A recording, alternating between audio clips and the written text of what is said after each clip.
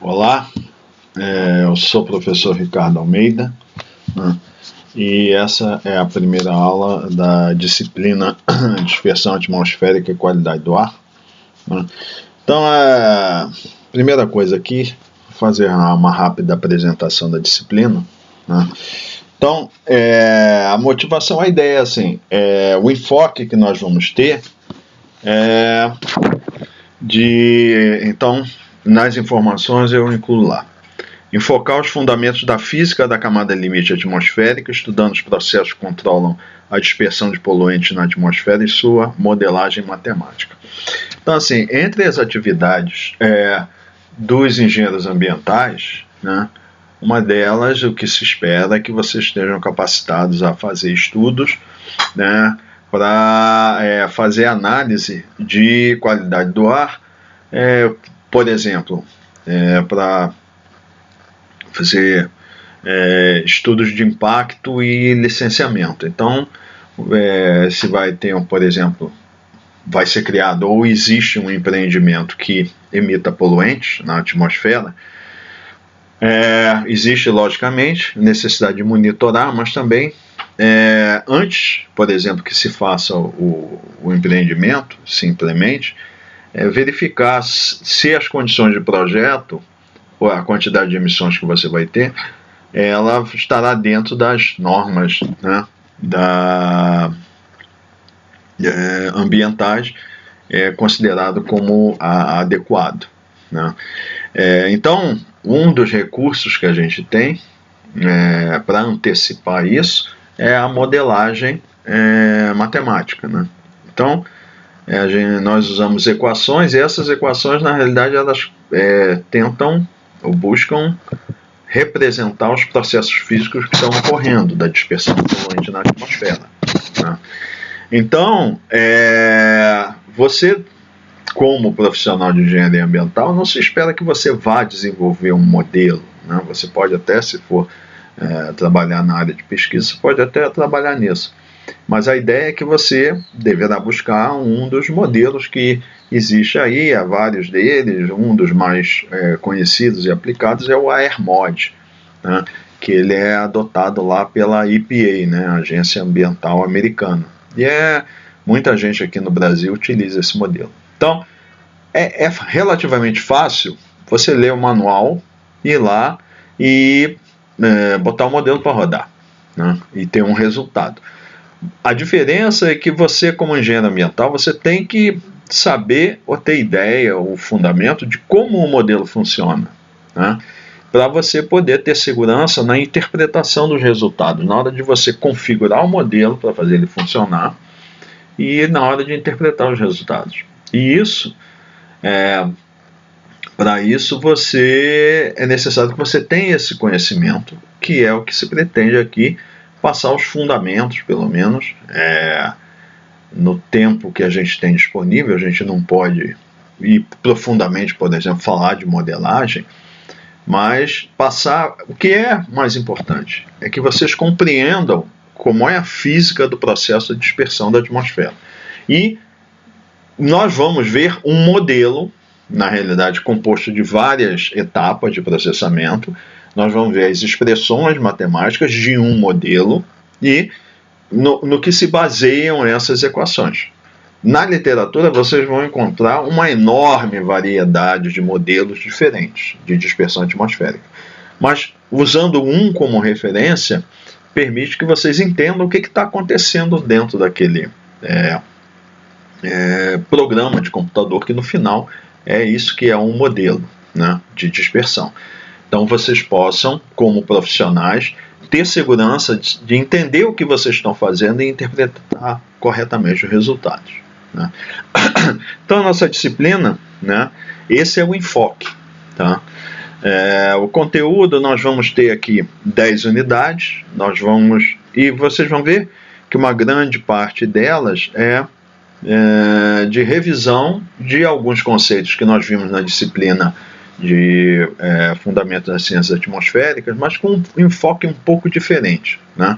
Lá a gente olhava fenômenos de escala maior, né, nas mesoescala e escala sinótica, e aqui nós vamos abordar a microescala, né, que é a escala na ordem, né, de 1 a 2 quilômetros, os fenômenos, né, escalas temporais muito mais curtas, na ordem de 1 hora. Né, mas vamos usar vários dos conceitos que nós vimos e nós vamos fazer uma revisão e uma contextualização, né, dentro dessa nossa nova escala de interesse. Então nós vamos ver unidade 1, radiação solar e terrestre, unidade 2, termodinâmica, 3, umidade na atmosfera, 4, estabilidade atmosférica. Né? E a partir daí é que vão entrar os assuntos novos. Né? Então, na unidade 5, camada limite atmosférica, a primeira parte. Depois vamos falar unidade 6, turbulência atmosférica. 7, camada limite atmosférica, essa é parte 2. Né? Unidade 8, dispersão atmosférica. Unidade 9, modelagem da dispersão atmosférica. Aí nós vamos falar de conceitos específicos das equações que expressam o processo de dispersão. E a unidade 10 é modelos de dispersão atmosférica, em que a gente vai ver alguns modelos de uma forma relativamente simples, né? Mas a base deles, como funciona, e a intenção é inclusive que a gente possa ter aqui, mostrar uma aplicação, né? Lógico, didática, mas uma aplicação do uso de pelo menos 2 modelos, né? Que tem abordagens diferentes. Um é um modelo em que a gente resolve as equações numericamente, e o outro é um modelo de solução analítica, que nós vamos ver basicamente as equações e uma solução analítica. Então nós vamos, esse é o nosso plano, né, de trabalho. Bom, então nós vamos começar, né? Eu coloquei aqui a nossa referência, né?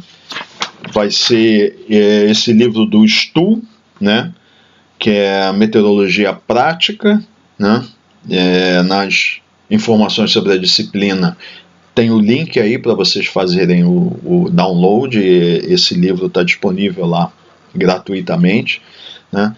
E é um livro que eu acho bom, uma boa referência, porque ele é bem objetivo. É um livro feito para engenheiros, entendeu? E profissionais. Ele não é um livro altamente teórico, né? Ele aborda o suficiente da teoria, né? Bem embasado do ponto de vista teórico, mas sem muitos detalhes, né? Que vocês podem encontrar em outros livros, e ele enfoca também a parte de aplicações. Então é um livro equilibrado, eu acredito que para um curso de engenharia. Nós vamos ter algumas notas de aula também que eu preparei, que vão complementar, porque como esse livro ele tem essa abordagem assim, um pouco mais prática, alguns pontos eu acredito que seja importante a gente complementar com fundamentar um pouco mais a teoria. Tá? Então aqui eu estou colocando já o capítulo 2,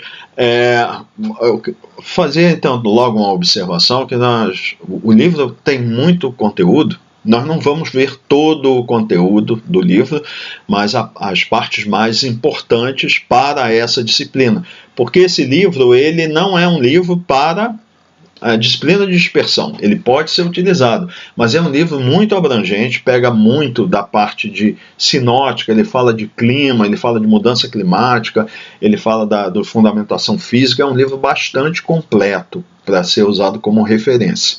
Tá? Então, a minha intenção é que as partes do livro que a gente vai utilizar, eu vou destacar, como está aqui, né, as partes, mas eu recomendo que vocês deem uma lida em todo o texto e enfatizando mais aquilo que a gente for abordar aqui. Tá? Então nós vamos começar nesse capítulo 2, né, que a gente vai falar de radiação solar em infravermelho, que a gente já abordou na outra disciplina, mas num enfoque lá que a gente fazia mais de balanço de energia em termos globais de clima, para entender efeito estufa, né?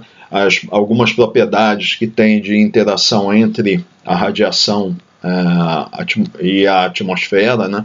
Então, nós vamos ver esse assunto aqui. Então, vamos começar.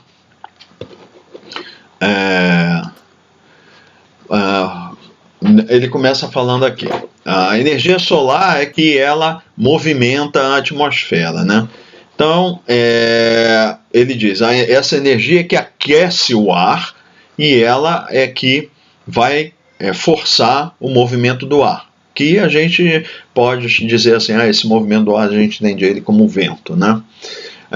Então, a distribuição sazonal, né, ou por estações do ano dessa energia depende das características orbitais da Terra em torno do Sol. Então nós vamos rever aqui alguns aspectos, né? A rotação da Terra em torno do eixo, do eixo dela, né, do seu próprio eixo, causa o ciclo diário que a gente tem, o nascer do Sol, o aumento da radiação solar, né, incidente, até o meio-dia, né? O meio-dia local, que vai ser quando o Sol cruza o nosso meridiano, né? E depois da passagem meridiana, aí nós vamos ter a redução da incidência da radiação solar, né? E finalmente a gente tem o pôr do Sol, né? Então, ele coloca assim porque estamos vendo, a variação da radiação depende de dois fatores, uma escala temporal maior, que é a sazonal, e uma menor, que é a diária, né? Então, isso aqui a gente já viu que vem a seguir, né? Uma parte da radiação solar é absorvida pela superfície da Terra, né? E aí ela vai, ele diz, ela fornece a energia para fotossíntese e para a vida de forma geral, né? E esse aquecimento da superfície é que faz que a temperatura da superfície aumenta e a Terra, né, ela começa a emitir radiação na faixa do infravermelho, né? E essa radiação emitida pela Terra é absorvida pela atmosfera e a atmosfera reemite para a superfície, né? Então, aqui a gente vai ver com detalhe posteriormente, mas ele diz que então a atmosfera, ela emite uma camada atmosférica, emite radiação de infravermelha para cima e para baixo, né? Então o que ele diz é o seguinte: a radiação infravermelha emitida para baixo, a partir da atmosfera para a superfície da Terra, normalmente é menor do que a radiação infravermelha da superfície para a atmosfera. Então tem menos radiação descendo da atmosfera para a superfície do que da superfície para a atmosfera. Então o que vai acontecer? No final, o balanço de energia vai fazer com que a superfície da Terra perca mais energia do que ela recebe. Então a ideia é que vai causar um resfriamento líquido, né, da superfície, né, tanto de dia quanto de noite. Esse é contínuo, do ponto de vista do infravermelho, né?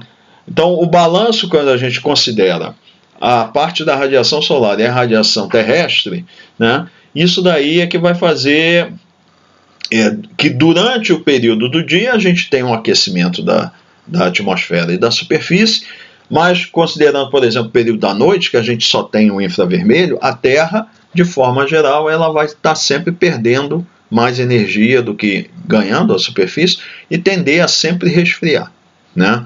Então ele fala aqui, a combinação do aquecimento solar durante o dia e a contínua perda de radiação infravermelha a partir da superfície é que vai produzir esse ciclo diário, ou ciclo diurno, né, de radiação líquida, que é o balanço de radiação, né?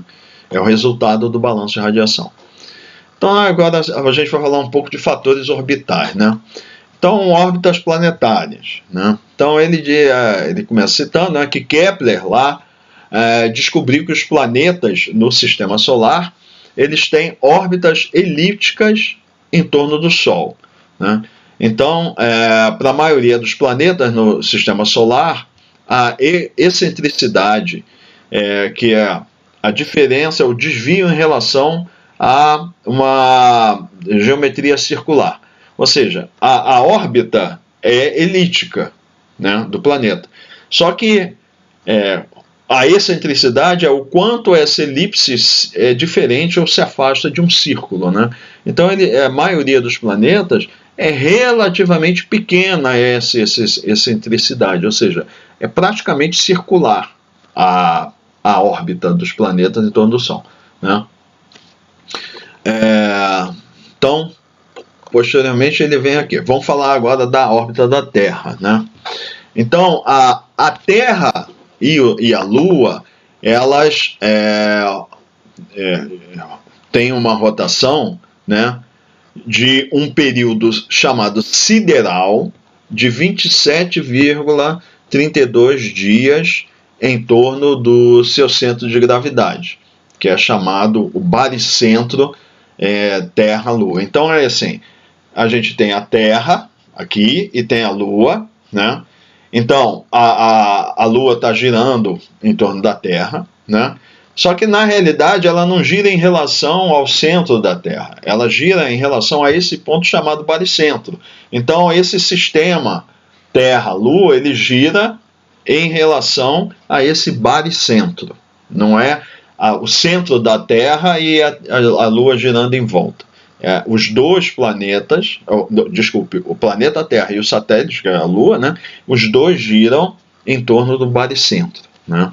E aí é chamado sideral, dia sideral, porque é relativo a um ponto distante no espaço, né?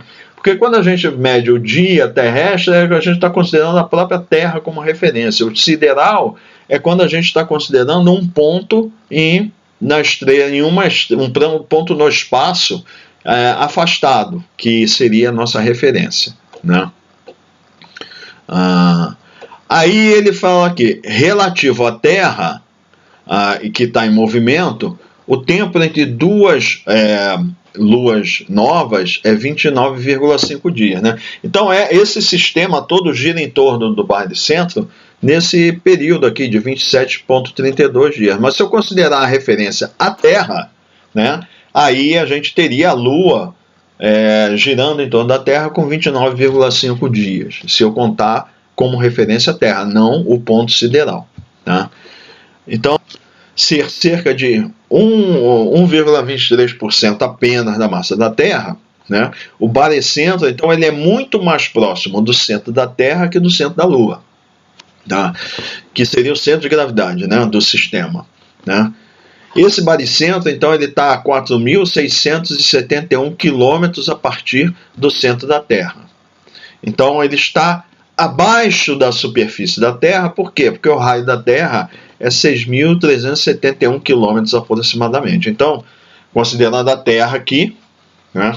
Então, eu tenho o raio da Terra 6.370 quilômetros e o baricentro está a 4.670 quilômetros, ou seja, ele, a partir do centro da Terra, ele não chega até a superfície, está abaixo da superfície. Então ele está bem mais próximo do centro da Terra do que o centro da Lua, né? Então, em primeira aproximação, o baricentro da Terra e da Lua, ele orbita em torno do Sol, que a órbita é elíptica, né? Então, assim, essa figura aqui, que mostra a figura 2.2, está mostrando isso. Então, vamos ver aqui. Eu tenho aqui, em primeira aproximação, quer dizer assim, ele está aproximando por uma figura geométrica aqui, que é essa elipse, qual seria a rotação do baricentro em relação ao Sol. Então, seria essa elipse, e o Sol está em um dos focos dessa elipse, tá? Então é essa linha aqui que aproxima a órbita do baricentro, né? Então o período sideral é 365,25 63 dias. Então seria essa órbita aqui, ela vai se repetir nesse intervalo aqui de 365,25 dias aproximadamente. Então, o semi-eixo maior, que é esse aqui, da elipse, né? Ele, que é indicado pela letra A, tem 149,598 gigametros, né? Que ele chama de uma unidade astronômica, né? E o semi-eixo menor, esse aqui, indicado por B, da elipse, é 149,09. Então vocês veem que a diferença é muito pequena, né? Do semi-eixo menor para o semi-eixo maior, né? Gigametros também. Então, o centro do Sol está em um desses focos da elipse, né? E a metade da distância entre esses dois focos é 2,5 gigametros. Então é esse C aqui, né? C é 2,5 gigametros, né? Então aqui da expressão da elipse, né? A2 é igual a B2 mais C2, né? A órbita é próxima à órbita circular, porque a gente vê que os dois semi-eixos são muito próximos, né? E a excentricidade é definida por E, que é C sobre A. Ou seja, é essa diferença aqui dividido pelo todo o comprimento A. É 0,0167. Se fosse um círculo, então, o que seria? O Sol estaria aqui no centro, seria um círculo, C seria zero. Então, a excentricidade de um círculo é zero, né? A distância mais próxima, que a gente chama de periélio, né? É essa distância aqui. Ao longo do eixo maior, entre a Terra, né, e o Sol, essa distância aqui, que vai ser o quê? É o A menos o C, né? Então, ela é 146,96 gigametros. E ela ocorre, essa posição, a Terra ocupa essa posição em torno do dia 4 de janeiro. Tá? Por outro lado, essa distância aqui entre o Sol e a Terra, a maior distância é chamada, quando atinge esse ponto, é o afélio, né? Aí vai ser a soma de A mais C, né? Que é 151,96 gigametros, e ocorre em torno do dia 5 de julho. Em torno, a gente já vai ver, que por causa de mudança de calendário não cai sempre no mesmo dia, né? Então ele fala aqui que as datas do periélio e afela, elas pulam de um dia ou dois para cada ano, porque o período orbital não é um número inteiro exato de 365 dias, né? Então a gente vai ver logo a seguir um gráfico das correções que são feitas ao longo do tempo para poder ajustar o calendário, né? Tem uma definição aqui que ele chama de primeiro meridiano, né, que é o meridiano de Greenwich, que é o de referência. Então, a origem da nossa contagem de longitude. Então, a gente usa o meridiano de Greenwich como referência e a gente chama de primeiro meridiano. Tá? Então, prosseguindo. Essa figura aqui mostra como é que varia a data do afélio e do periélio e afélio. Aqui em janeiro, o periélio, vê que ele oscila ao longo do tempo, 2015 para cada ano, né? O que já está previsto que vai ser necessário nas correções na mecânica celeste, a gente pode antecipar o que vai acontecer para qualquer data no futuro, né? Então a gente vê aqui, ó, que vão ser necessárias essas correções aqui, e um ano, por exemplo, o periélio vai ocorrer em 2020 no dia 5 de janeiro, no ano 2020, 2028 vai ser 5 de janeiro de novo, mas no ano 2029 vai ser 3 de janeiro, e é em torno aqui, ó, do dia 4. O dia 4 está aqui, e é essa linha que é necessária para fazer essa correção. O afélio também tem um comportamento parecido, né? Então ele continua aqui.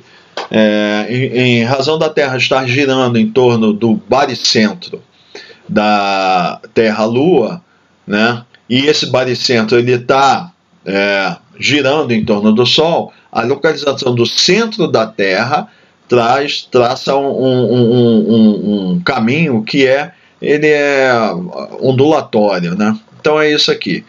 Como o baricentro está girando aqui, tem uma rotação em torno do Sol ao longo da elipse, e a Terra está girando em torno desse baricentro. Então, se você acompanhar o centro da Terra, aqui está exagerado, mas é alguma coisa assim. Então, quem segue essa linha suave é o baricentro, não é a Terra. Como a Terra gira, ela tem essa variação aqui que ele cita que está bem exagerada ali, né? Aí agora a gente vai usar aqui uma definição que vai ser importante, que é do dia juliano, que a gente usa ali, que é a letra D, é como o dia, a sequência numérica do dia do ano. Então, por exemplo, 15 de janeiro corresponde a D igual a 15, 5 de fevereiro é 36, porque inclui 31 dias de janeiro e os 5 de fevereiro, e assim sucessivamente, até 31 de dezembro, né? Que nos anos que não são bissextos, corresponde ao dia juliano 365, e nos anos bissextos 366. Né? A gente vai usar essa definição depois. O ângulo do Sol entre o periélio e a localização da Terra, na realidade do baricentro, né, é chamado anomalia verdadeira. Então, é isso aqui. Vamos voltar à figura 2.2 aqui. Ó. Isso daqui ó, é o eixo semi-eixo maior, né? E a posição do periélio. Então a Terra, nesta posição, eu meço esse ângulo aqui, ó. Eu uso a referência o Sol, o ângulo entre o periélio e a posição do baricentro, né? Que a gente vai muitas vezes aproximar como se fosse o centro da Terra, porque a diferença é pequena. A gente chama isso de anomalia verdadeira, que é esse símbolo aqui, a letra grega nu. Tá? Então, isso é a definição. Então, existe uma aproximação. Sim, continuando aqui, voltando. Esse ângulo aumenta durante um ano à medida que o dia D, juliano, aumenta a partir da data do periélio. Né? Por exemplo, a gente pode usar como referência, na maioria dos cálculos, a gente vai usar o dia 4 de janeiro. Então vai dar uma diferença importante nos nossos cálculos, né? Então, assim, ao longo do ano, né, 4 de janeiro está aqui, à medida que a órbita vai percorrendo, a Terra vai percorrendo a órbita aqui, volta para a posição do periélio um ano depois, então o ângulo ele vem de 0 até 360 graus. Né? Então a gente pode fazer uma aproximação desse ângulo da anomalia verdadeira, que é a anomalia média. A diferença principal é que a anomalia média considera que a órbita é circular, né? E é indicado pela letra M maiúscula e é definida dessa forma aqui. M vai ser C, né? C vai ser 2π radianos ou 360 graus, dependendo de como você está fazendo o teu cálculo. Se você quiser M na forma de expressa em graus, você usa C igual 360 graus. Se você quiser M expressa em radiano, então você coloca C como 2π. Né? E aqui, novamente aqui não aparece por causa do sinal aqui, mas na nota original, você vai ver que essa expressão é D menos D subscrito P dividido por P maiúsculo. Então D é o dia juliano, dP é o dia juliano que corresponde a 4 de janeiro, que é 4, né? P, né, vai ser o período da órbita sideral, que é 365,256363. Tá? Então, tem o sinal menos aqui, e a partir dessa expressão, a gente consegue obter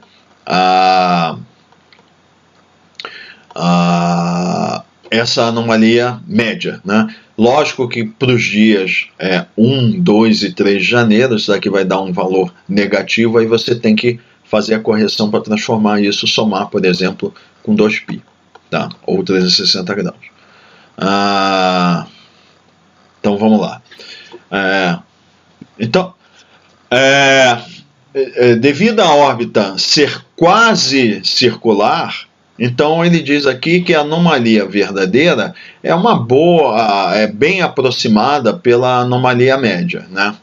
Agora, eu posso pegar a expressão da anomalia média e fazer uma correção a ela para obter uma representação melhor da anomalia verdadeira, que aí é a correção para a órbita elíptica, que é por meio dessa expressão aqui, que utiliza a excentricidade e o m, ou esses valores de excentricidade aqui, eles são substituídos, aquele 0,0167, e aí a gente tem essa expressão aqui. Tá? Então isso é uma aproximação que a gente faz a partir do valor conhecido de m, a gente obtém uma aproximação boa da anomalia verdadeira, né? Nesse caso, tem que ter cuidado que m e m estão expressos em radianos. Tá? Então, nós vamos usar nas nossas aplicações essa expressão aqui, tá? 2.3b, porque a gente tem recurso computacional, não faz tanta diferença, a gente pode melhorar os nossos cálculos utilizando essa expressão. Ok? Então, prosseguindo aqui.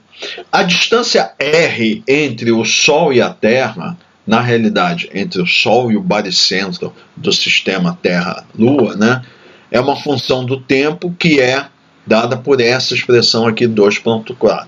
R é igual a A, né, que A é o semi-eixo, tamanho do semi-eixo maior da elipse, 1 menos E ao quadrado, aqui também desapareceu o sinal menos, né? Mas aqui é um sinal menos, tem nas notas, né? E ao quadrado, que é a excentricidade, 1 mais o E cosseno de nu, né? Então, ele diz aqui que se eu tivesse usado a aproximação de nu como m, substituir por m, né? O erro é de 2 graus aproximadamente, é um erro na ordem de a diferença entre nu e m vai ser 2 graus e nós vamos ter 0,06% de erro em R. Mas quando a gente faz aquela correção de nu, os erros serão muito menores do que esses aqui. Então, por isso que a gente vai usar aquela segunda expressão lá. Okay? Então, vocês estão vendo, isso a gente vai ver ao longo desse capítulo e de outros, que tem uma sequência de variáveis que a gente tem que ir definindo e aplicando em equações até que a gente tenha o resultado que nos interessa.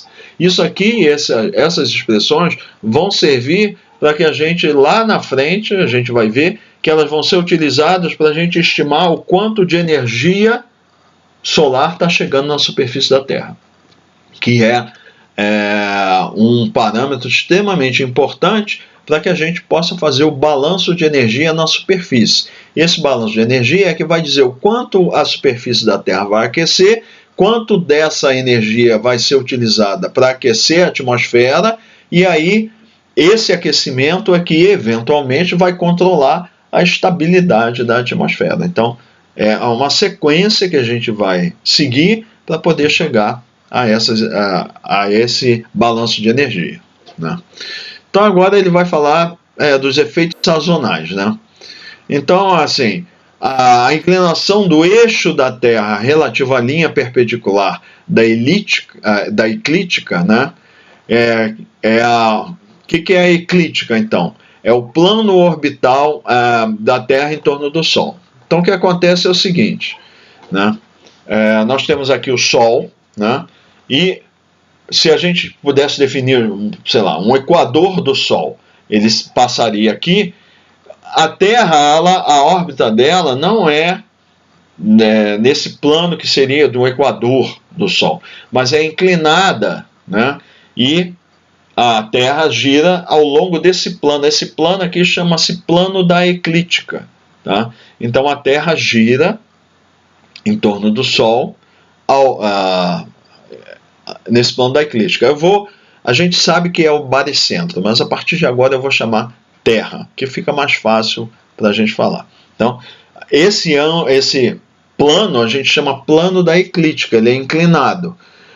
O que a gente vai utilizar como referência é o seguinte: em mecânica celeste, quando a gente está estudando astronomia, né, o que a gente faz, a gente coloca a Terra como o centro de referência e põe as estrelas, o Sol, todo mundo girando em torno da Terra. É uma simplificação que a gente faz para resolver as equações da trigonometria esférica, né? Então, a gente vai ver o que acontece. Eu tenho aqui o movimento do Sol, o Sol parado e a Terra girando aqui. O eixo da Terra, ele está apontado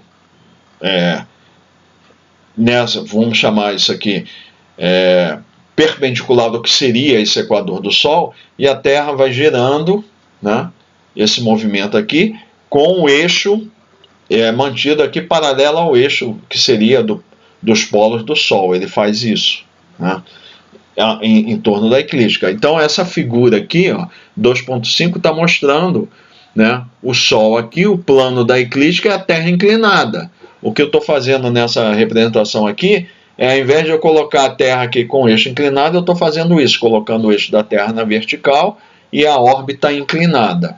Então o que acontece? Quando a gente usa como referência o centro da Terra, se eu estiver na Terra, o que vai acontecer é que eu vou ver ao longo do ano o Sol, durante o período do verão no hemisfério norte, ele vai para cima do plano do equador da Terra, e no verão no hemisfério sul ele vem para baixo. Então eu estou mudando a minha referência, boto a referência no centro da Terra, e aí eu estou olhando o Sol como se o Sol estivesse girando em torno da eclíptica, com a Terra fixa.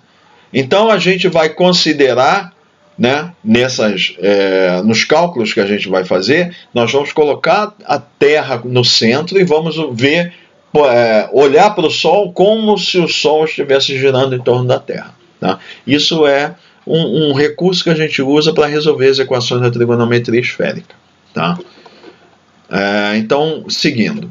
Esse ângulo, né, que tem entre o equador da Terra e o plano da eclíptica, né, ele hoje, atualmente, é na ordem de 23,44 graus, tá? Ou 0,409 radianos.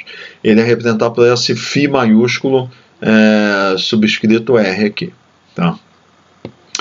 Bom, aí tem outros aspectos, né, da astronomia, né, que diz assim: a direção da inclinação do eixo da Terra não é fixa em relação às estrelas, mas ela gira ou tem uma precessão, né, com um período de cerca de 25.781 anos. Que é isso aqui? O eixo da Terra, na realidade, ele não fica fixo, ele tem um movimento que chama movimento de precessão.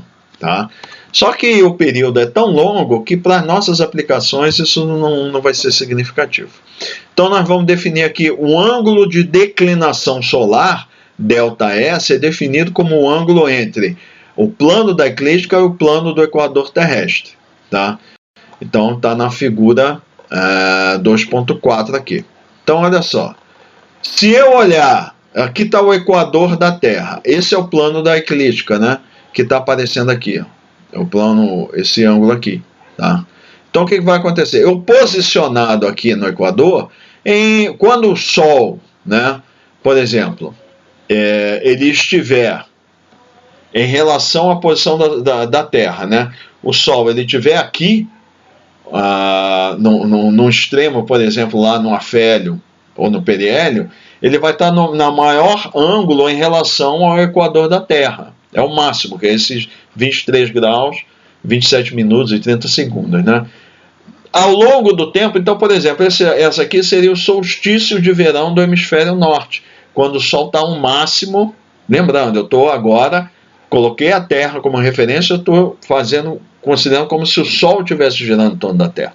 Ele está aqui, então o solstício de verão, o ângulo de declinação é positivo, porque ele é acima do equador. Quando eu estou no solstício de inverno, o que vai acontecer? Está aqui a Terra, o Sol vai estar mais embaixo. tá? O Sol vai estar aqui, o plano da eclíptica está aqui, o equador da Terra, a Terra está girando para cá. Então, aqui eu considero que a declinação é negativa. Então, o Sol vai estar abaixo do equador. É o solstício de verão no hemisfério sul, é quando ele atinge o maior ângulo, né? Quando eu estou nos equinócios, quer dizer, no movimento que a gente está supondo que o Sol está girando em torno da Terra, ele vai estar na mesma altura, posição do equador da Terra, né? Então eu digo que a declinação é zero. Isso vai ocorrer nos equinócios de primavera e de outono, né? Então, quando o Sol em relação à Terra estiver no hemisfério norte, para cima a gente chama de declinação positiva, no hemisfério sul é declinação negativa, e vai ser zero quando ele estiver posicionado na mesma altura do equador, tá? Então esse é a definição de ângulo de declinação, né? Então, se nós assumirmos a orientação fixa do eixo da Terra, né, à medida que a Terra orbita em torno do Sol, o ângulo de declinação vai variar suavemente ao longo do ano, né? O Polo Norte ele vai apontar parcialmente na direção do Sol no verão e gradualmente vai mudar para o contrário no inverno, que é isso aqui, né? Então, durante o período do verão, né, o Sol vai estar... Então, esse aqui é o plano da eclíptica, o equador da Terra, e está acima, né, do equador. Então, ele ilumina mais. Olha aqui, ele coloca aqui, ó, o eixo do polo da Terra Norte e Sul e está mostrando a iluminação, quanto está de energia solar para olhar a parte iluminada da Terra. Então, a gente vê que a Terra está girando aqui em torno desse eixo, a gente tem muito mais radiação sendo recebida no hemisfério norte, a toda essa região aqui, do que o hemisfério sul só está recebendo nessa parte aqui, tá? Então, prosseguindo, né? Embora a Terra esteja ligeiramente mais próxima do Sol durante o inverno, né, que é próximo ao periélio, ela vai receber... Então, 4 de janeiro, o periélio, é inverno no hemisfério norte. Terra está mais próxima, está recebendo energia por unidade de área mais do que quando está mais afastado, né? Mas ela, como vai receber menos energia, porque está menos iluminado o hemisfério norte que o hemisfério sul, então ele diz aqui, o hemisfério norte vai receber substancialmente menos radiação solar no inverno do que no verão, devido a essa inclinação do eixo da Terra, né? E ocorre o oposto no verão, né? O que ele quer dizer com isso é que o efeito da declinação, o fato da órbita da Terra ela ser inclinada em relação ao que seria o equador do Sol, é um fator mais importante do que a distância entre a Terra e o Sol. Então, o fato de eu ter essa inclinação, o efeito sazonal da declinação, é mais importante do que da proximidade, né? Então, o ângulo de declinação solar é maior, aí, ó, mais 23,44 graus, em torno de 20 a 21 de junho, que é chamado solstício de verão do hemisfério norte. Então a gente sempre tem que ter esse cuidado. Quando a gente falar solstício de verão ou de inverno, tem que se referir a dizer qual é o hemisfério, para a gente saber exatamente. Porque o que é solstício de verão no hemisfério norte é o solstício de inverno no hemisfério sul e vice-versa, né? E é quando tem o maior período de duração do dia, né? E o ângulo de declinação solar tem o seu valor mais negativo, menos 23,44, em torno do dia 21 a 22 de dezembro, que é o solstício de inverno no hemisfério norte. Então, aqui, nesse livro, como ele o autor é americano, todas as referências de estação é tudo hemisfério norte, tá? Aí ele diz: o equinócio vernal, ou equinócio de primavera, ocorre próximo a 20 e 21 de março, e o equinócio de outono, que para a gente fall é outono, né, é entre 22 e 23 de setembro, tudo o hemisfério norte, né? E nessas datas do equinócio é quando a duração do dia e da noite tem 12 horas. Então, é quando é exatamente a mesma duração de dia e noite, né, em todas as latitudes, né? Só uma observação, tem essa tabelinha 2.1 aqui, que ela apresenta, né, para vários anos, então começa aqui de 2015 até 2025, né, tem as datas aqui do equinócio de primavera. Então, por exemplo, aqui é março, 20 de março, então não varia, ao longo de todos esses anos, sempre vai ser no dia 20 de março, mas muda a data, o horário aqui, né? E esse que vai interessar mais para a gente, que é o solstício de verão, né, do hemisfério norte, ocorrerá sempre em junho, tá? E ver que de ano para ano ele muda. Ó. Um dia é 21 de junho, outro é 20, 21, 21, 21, 20, 21, 21, 21, 20, vai assim. E aqui estão os horários, tá? Esses horários aqui são horários que a gente chama UTC, Tempo Coordenado Universal, que é o que a gente chamava antigamente de hora média de Greenwich, agora chama de UTC, tudo referido ao primeiro meridiano, né? E tem uma tabela equivalente aqui para o equinócio de outono e o solstício de inverno.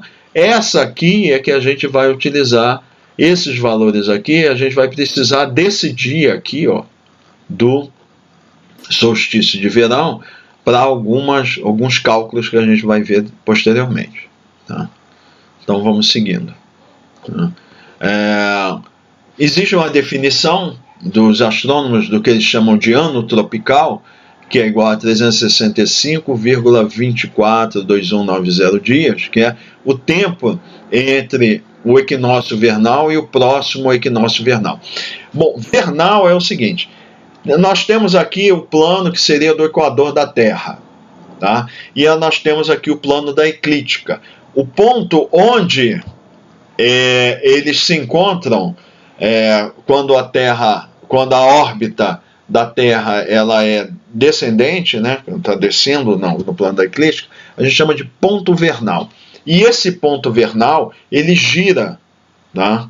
Também em relação ao espaço. E ele leva 108 anos aproximadamente para fazer uma rotação completa. Então, o que acontece é que ao longo do tempo, as órbitas, né, a elipse que está em torno do qual a Terra está girando em torno do Sol, ela está girando também, né? Então, quando a gente faz todas as contas em relação às estrelas, isso vai variando de ano para ano, tá?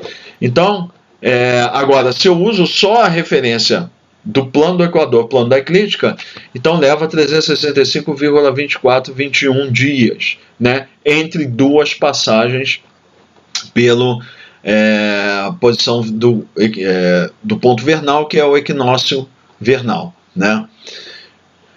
Então, seguindo, devido ao fato, esse é que é usado como referência para contagem do nosso ano, né? Não é o ano sideral, é o ano que é do calendário civil, vamos dizer assim. Então, a referência é essa. Seria 365,24 2190 dias para o ano.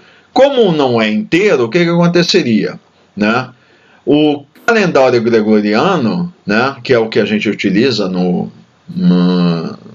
para o nosso ano civil, né, tem que ser corrigido periodicamente para evitar as estações, por exemplo, as datas do solstício de verão, etc., etc., fiquem mudando para meses diferentes. Se eu não fizer a correção, o que vai acontecer há mais de 365 dias, o que ia acontecer é que, quando ocorresse esse solstício, a cada, por exemplo, 4 anos, ele pularia um dia para frente e continuaria aumentando ao longo do tempo. Então, o que a gente faz?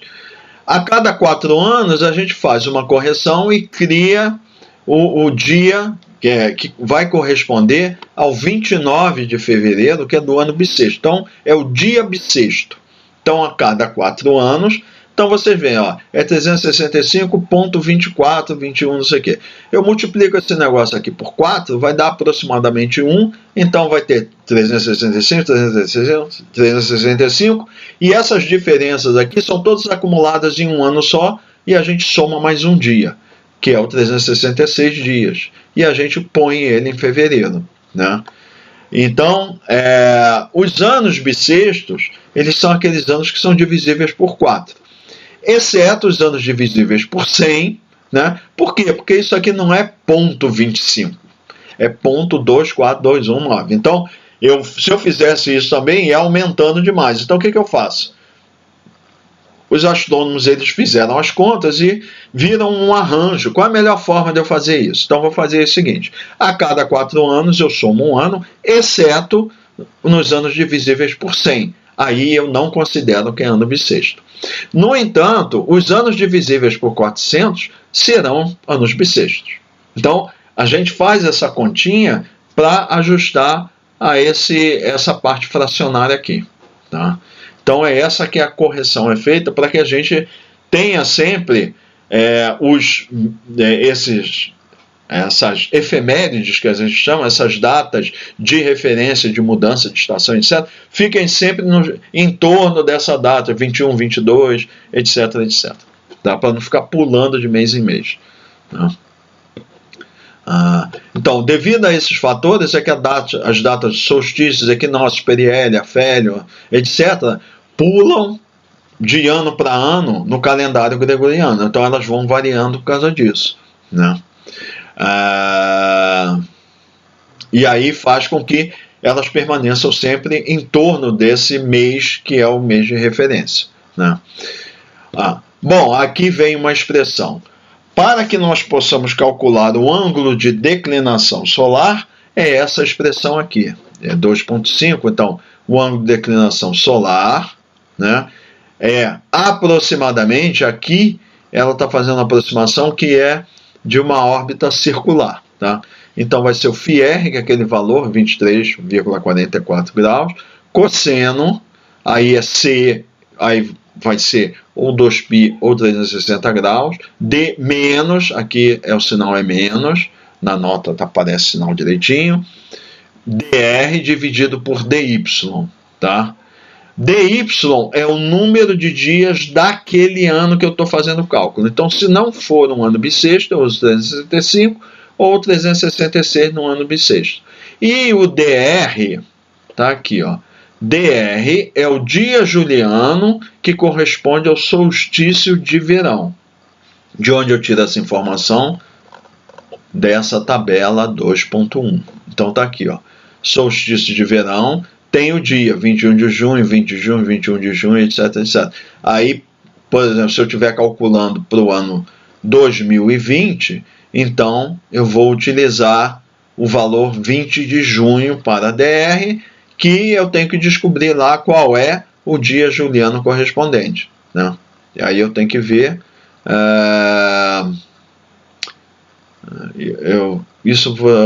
é só fazer essa continha. E lembrando que 2020, então, é um ano bissexto. Então, a gente tem que vai usar o DY 366, vai pegar, considerar que existe o 29 de fevereiro, vai pegar isso aqui, e em cada dia do ano, eu coloco esse valor de D aqui, eu vou obter o valor da declinação solar. Tá?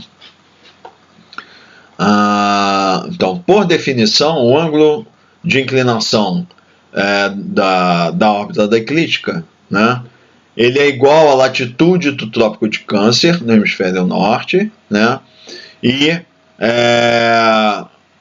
vai ser esse ângulo correspondente ao Trópico de Capricórnio, no hemisfério sul, que é um paralelo de latitude, né, correspondente a esse valor, né. O círculo ártico está na latitude 90 menos o φr, que é 66,56 graus, positivo, e o círculo antártico vai ser menos esse valor, menos 66,56, né? Durante o solstício de verão no hemisfério norte, o ângulo de declinação solar é igual a φr, né? E quando eu estiver, né, no Trópico de Câncer, por exemplo, exatamente na latitude que corresponde ao máximo da declinação, então no dia, né, do solstício de verão, aí o que vai acontecer? O Sol no meridiano, se eu estiver na latitude de 23,44 graus norte, no dia do solstício de verão no hemisfério norte, quando o Sol passar pelo meu meridiano, vai passar a 90 graus, exatamente perpendicular à superfície, né?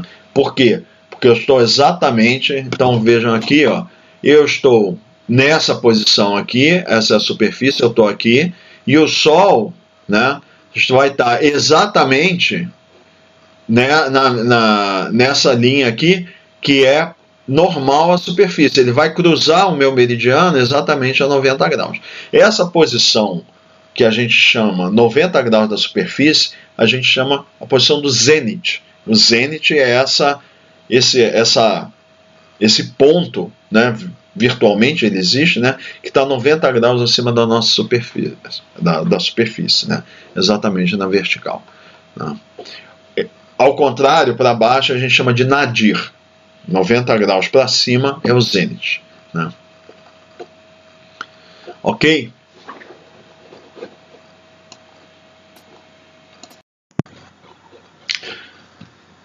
Ok, então vamos prosseguir agora falando de efeitos diários ou diurnos, né?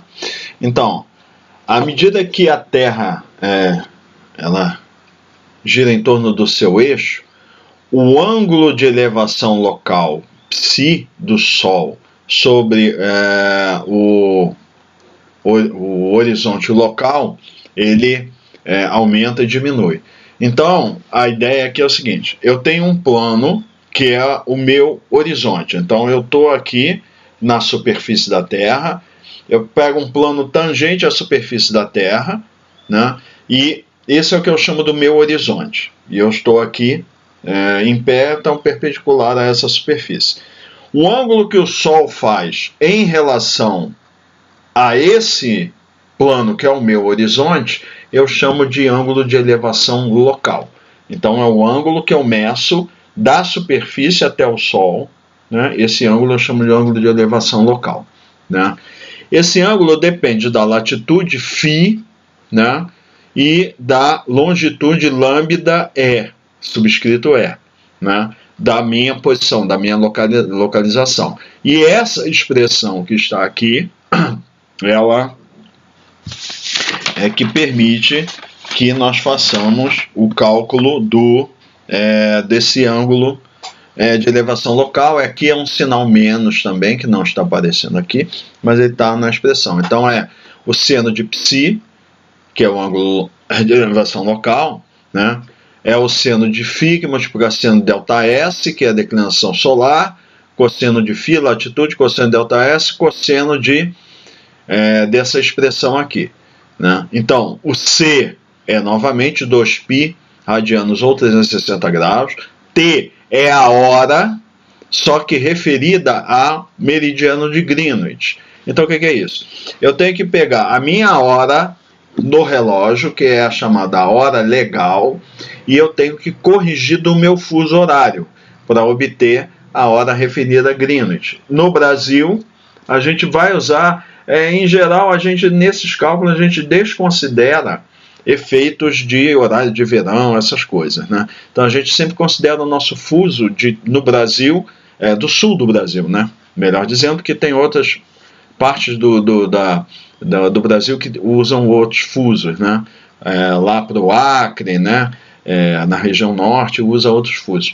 Mas aqui, a maior parte do Brasil, a gente usa o fuso de 3 horas. Então eu pego a minha hora do relógio, que é chamada hora legal, somo 3 horas, e aí eu vou ter a hora UTC, né?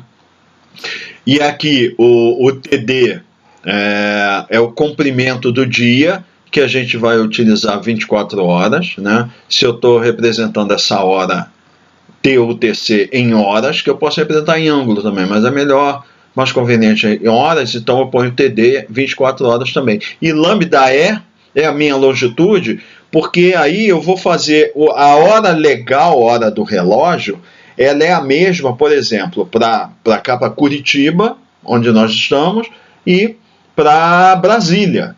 Então tem uma diferença grande de posição, né, em termos de longitude, entre esses duas cidades, mas a gente usa a mesma hora do relógio, isso é por conveniência. Agora, na trigonometria esférica, eu tenho que corrigir isso para obter o ângulo horário, que é efetivamente o ângulo que o Sol está fazendo em relação ao meu meridiano. Então, eu pego a hora do relógio, corrijo do fuso horário, e aí eu vou compensar aqui, eu corrigir da minha longitude, aí eu vou ter o ângulo efetivo que eu tenho entre o Sol e o meu meridiano, o meridiano que eu estou da minha posição, tá? Então, com essa expressão aqui, eu consigo estimar esse seno desse ângulo aqui. Então, essas aqui são expressões da trigonometria esférica, a gente tem como deduzir elas aqui, ele já apresenta a expressão como a gente tem que utilizar, né? Ele observa aqui, latitudes são positivas norte do Equador, negativas sul do Equador, e longitudes são positivas a leste do primeiro meridiano, né? Então tem duas formas da gente representar a longitude, ou a gente faz de 0 a 360 graus, sendo que o sentido positivo que a gente está contando é para leste, ou a gente pega o meridiano, primeiro meridiano, e conta para leste positivo, para oeste negativo. No caso aqui, eu posso usar um ou outro, não tem problema, né? Mas se eu usar, o que vai acontecer é que eventualmente, dependendo da convenção que eu estou utilizando, eu vou ter que fazer uma correção para não dar um valor negativo, tá? Então, o seno de Psi, essa relação é utilizada mais tarde para calcular o ciclo diurno da energia solar que atinge a superfície, né? Então, se eu estiver, no caso em geral vai ser, como eu estou contando aqui em 24 horas, eu vou usar isso aqui de 0 a 360 graus. E aí eu vou ter os valores corretos, eu não vou precisar fazendo conversão se eu estivesse usando 0 a 180. Então, como eu estou contando de 0 a 24 horas, então é mais conveniente que eu use isso aqui. Só que aí o que vai ser? Se eu estiver usando 360 graus aqui, eu vou ter que usar isso aqui em graus. Se eu estiver usando 2π radianos, eu vou ter que transformar minha longitude em radianos, tá? Prosseguindo então. Aí agora a gente vai obter um outro ângulo que é importante, que é o ângulo azimutal alfa, que é a posição do Sol relativa ao norte. Então assim, vamos considerar que eu estou com o meu horizonte aqui, eu já tenho um ângulo que posiciona o Sol, que eu posso verificar a posição do Sol em relação ao meu horizonte, né? E agora, para posicionar o Sol corretamente, eu preciso de um ângulo horizontal também. Então, como eu vou usar a referência? Eu uso o norte geográfico. Então, eu vou ter, com dois ângulos, eu tenho um ângulo horizontal, né, que mede a partir do norte, né, um ângulo horizontal. E um ângulo vertical, com esses dois ângulos, eu posso ter a posição do Sol. Então, esse ângulo horizontal é o ângulo azimutal, ele mede o ângulo do Sol em relação ao norte, tá? E ele é obtido por essa expressão aqui, né, que é a expressão 2.7, novamente não aparece aqui, mas nas notas aparece corretamente, tem um sinal menos aqui, né? Então, cosseno de alfa é seno de delta S menos seno de φ, múltiplo cosseno de zeta aí dividido cosseno φ seno de zeta. Esse zeta, né, é c sobre 4 dividido, menos psi, tá? Que é o ângulo zenital. Então é o ângulo que o Sol faz agora em relação ao zênite, né? Então, se eu pegar o ângulo, né, do Sol em relação ao meu horizonte, é o psi, né? Então 90 menos psi, isso então é que vai ser o meu ângulo zenital, medido em relação ao zenite até o Sol, né? Então c sobre 4, se eu estiver usando radiano, vai ser 2π sobre 4, e se eu estiver usando grau, vai ser 90 graus, né? Então, uma observação aqui, depois do meio-dia, o ângulo azimutal pode ser eventualmente tem que ser corrigido com alfa igual a c menos alfa, de forma que o Sol se ponha no oeste ao invés de leste. Porque o que acontece é que quando você faz os cálculos, em geral, o resultado ele vai sair ou no primeiro quadrante ou no quarto quadrante, né? Então, eventualmente, você tem que corrigir esse valor para que você tenha os ângulos, eles sejam, o ângulo azimutal, ele seja positivo, né? No caso do Sol estar a leste, e ele tem que ser em relação ao norte, né? Eu estou contando esse valor, ele vai ser positivo quando ele estiver contando para leste e negativo quando estiver para oeste. Então, eventualmente, se o ângulo estiver negativo e eu quiser transformar ele em positivo, e muitas vezes isso vai ser necessário, eu faço alfa igual a c menos alfa, né? E aí eu vou ter o valor absoluto do ângulo, né, em relação ao norte, né? Então ele mostra que nessa figura 2.6, ele está mostrando aqui o ângulo de elevação na cidade de Vancouver, né? O ângulo de elevação, né? E o ângulo azimutal em diversos horários. Então ele está colocando aqui, por exemplo, a hora local padrão, 12 horas, né? Então ele está dizendo aqui, essas são as posições em junho, isso aqui é em março e isso aqui é em dezembro, né? Então aqui para cada uma dessas horas, a gente tem aqui o ângulo azimutal, né? E o ângulo de elevação. Então, por exemplo, às 4 horas da manhã, ele está a 45 graus em relação ao norte, né? Então para a direita. E aí ele vai vendo, ó, passa o meio-dia, né?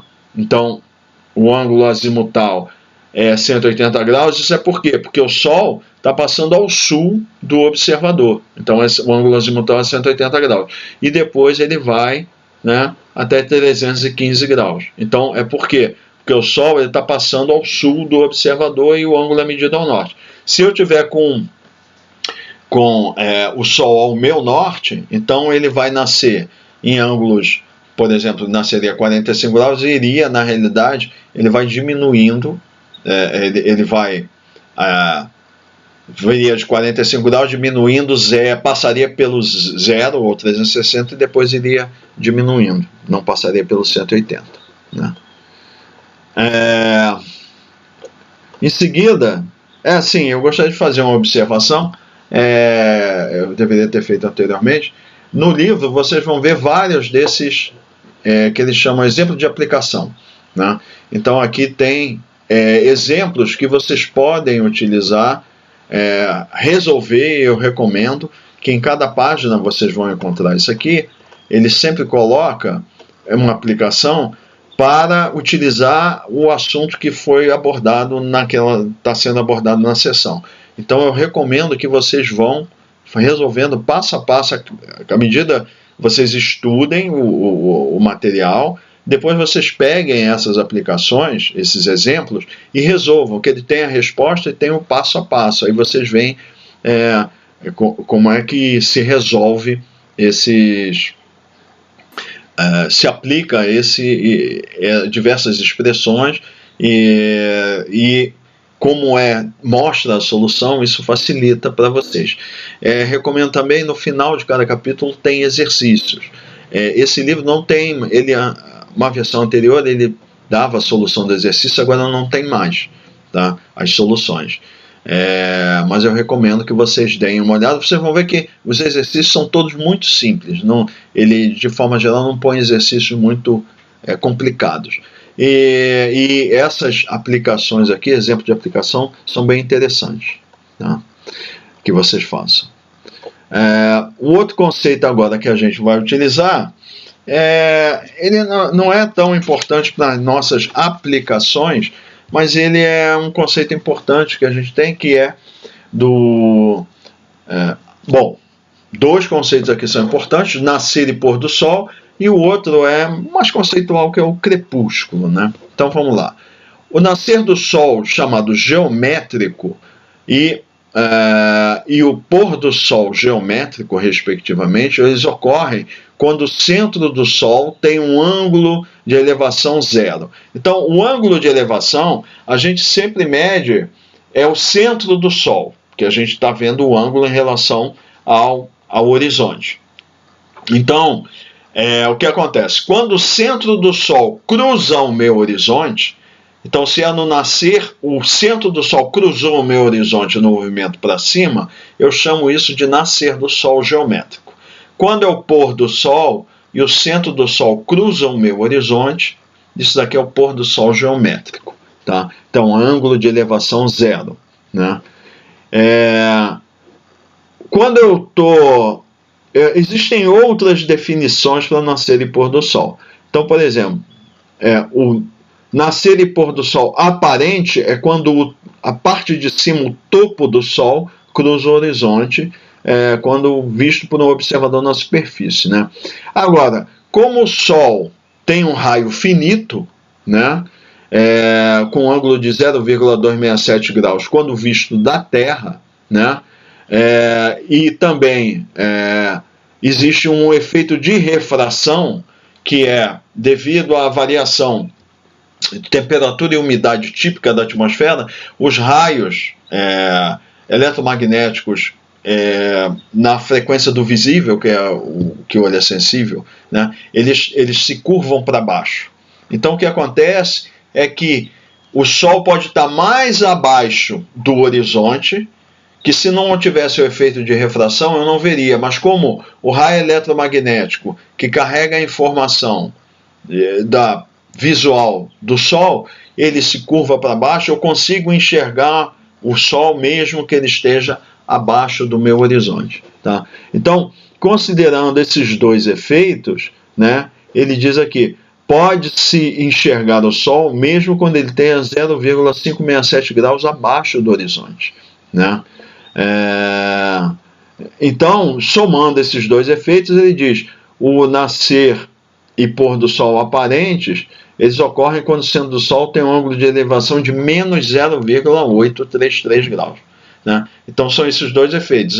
O centro do Sol já está abaixo do horizonte e o efeito de refração junto. Então eu posso enxergar o Sol nessa posição que é menos 0,8 graus abaixo do horizonte. Né? Quando o topo aparente do Sol está ligeiramente abaixo do horizonte, a superfície da Terra não vai receber radiação solar direta, porque a gente só recebe radiação solar direta se o Sol estiver acima do horizonte. Então, esse tipo de energia solar na faixa do visível, né, a gente chama de radiação difusa. Por quê?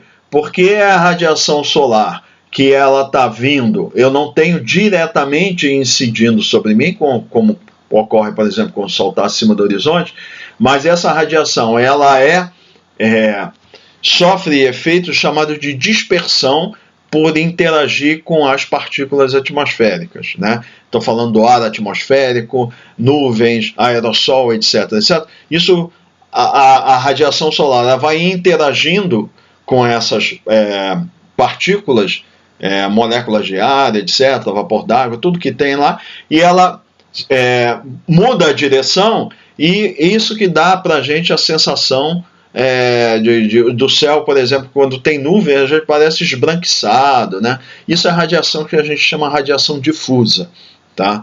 Então, é a radiação que não é do Sol incidente, a radiação solar direta, né? Então, agora ele está considerando, não estamos considerando efeito de nuvem, etc., mas só esses efeitos de difusão que existem mesmo com o céu limpo, sem nuvem, né? Então, entretanto, a superfície pode receber radiação solar indiretamente, essa radiação que sofreu efeito de dispersão por moléculas de ar na parte superior da atmosfera, que são iluminadas pelo Sol, né? Então, esse período de tempo entre depois do pôr do Sol e aí que eu ainda consigo receber radiação solar difusa, né? Isso daí eu chamo período de crepúsculo, tá? Aí existem várias definições também para crepúsculo. Tem o crepúsculo civil, que ocorre... Isso são simplesmente definições, tá? Que elas têm várias aplicações diferentes, né? Mas é só para vocês tomarem conhecimento. O chamado crepúsculo civil é considerado quando o centro do Sol está 6 graus abaixo do horizonte. O crepúsculo militar, quando ele estiver a 12 graus abaixo do horizonte. E o astronômico, quando a gente tiver o Sol a 18 graus.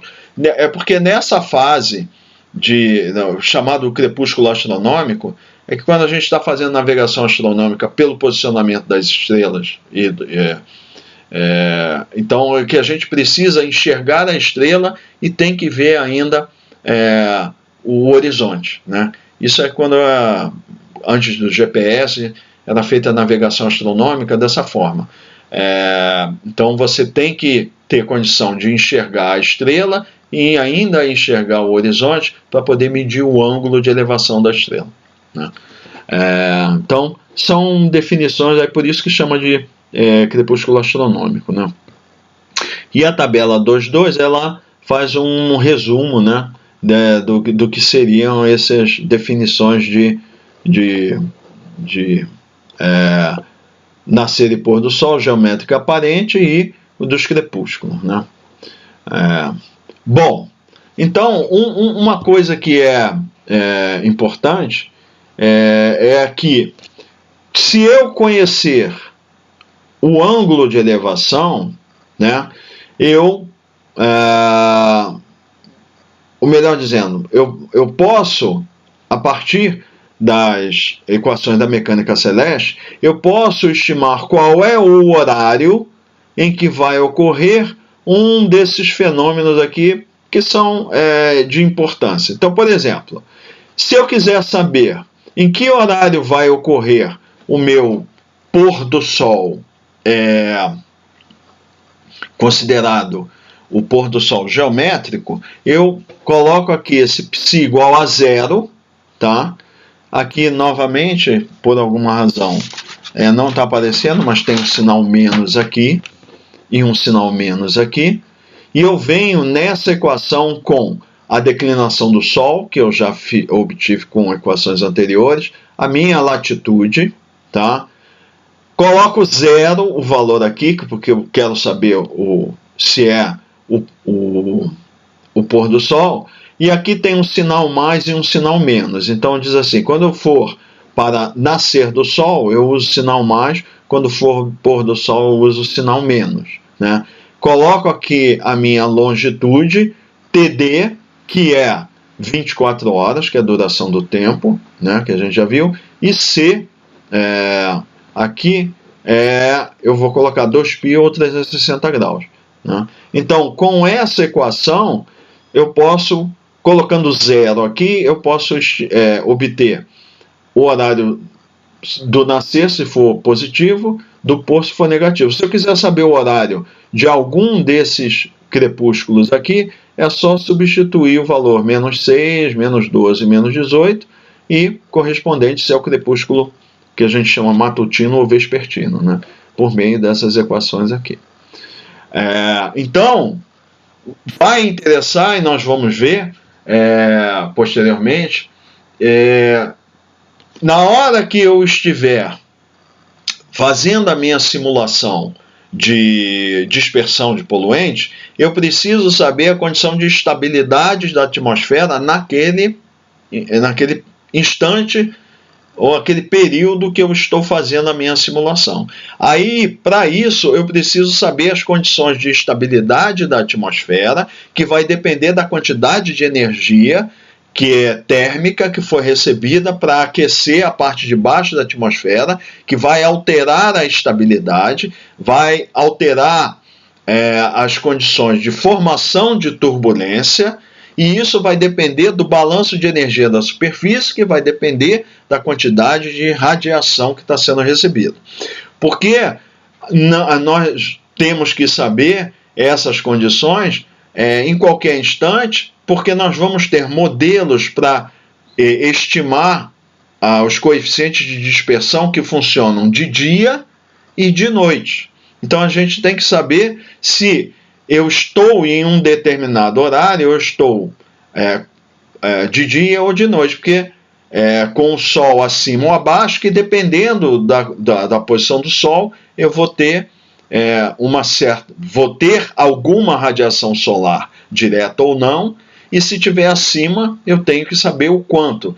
Quanto mais a pino tiver o Sol, mais próximo do meu zênite, mais radiação por unidade de área a gente vai receber, mais aquecimento, mais instabilidade. Então, é importante a gente saber se é dia ou é noite, porque a gente vai ter modelos distintos para cada um. Então, se eu souber pelo meu horário, eu sabendo o horário do nascer e pôr do sol, eu sei, se o meu horário está entre o horário de nascer e pôr do sol daquele dia, eu estou de dia. Se estiver fora ou antes do horário do nascer ou após o pôr, eu estou à noite. Então, isso a gente vai fazer.